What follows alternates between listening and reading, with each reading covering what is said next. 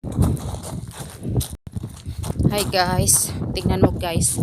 Dito kami nag-adventure guys sa bukid ng Dubai. Ang hirap ng daan. Bato-bato.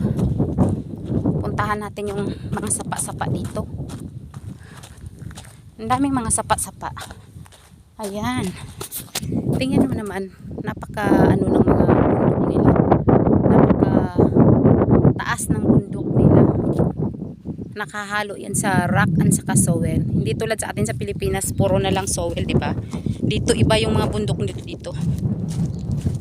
Rock siya guys, naka-rock. Mas matibay eh. Kaya dito safe ang mga tao pag may linog.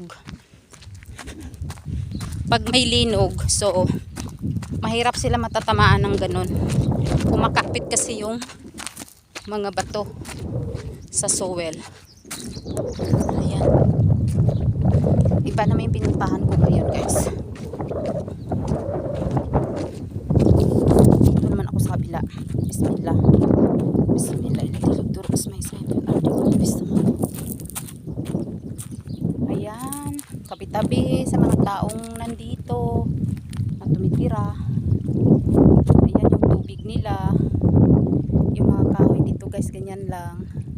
Ang ganda sa paningin, ang ganda sa sa feeling na malamig. Kahit mainit siya na malamig ang Tapos ang ganda ng simoy ng hangin. Ayan guys. May mga rock-rock dyan. At andito ako naglalakad-lakad. Ayan. Pero lang yung mga tao kasi pinagtatapunan nila ng Hindi ko alam kung may isda ba to. Ayan guys, oh. Di ba ang lalaki ng mga bato nila? Dito. Yan.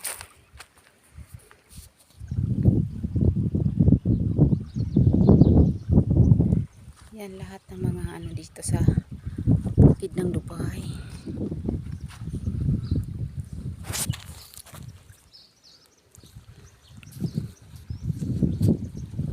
Yan.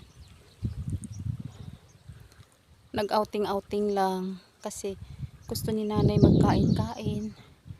Kaya pumunta kami dito para makalanghap lang ng fresh air. Masarap kasi maglanghap ng fresco na hangin na walang halong pollution. Hindi polluted. Diba? Thank you guys. Thank you for watching.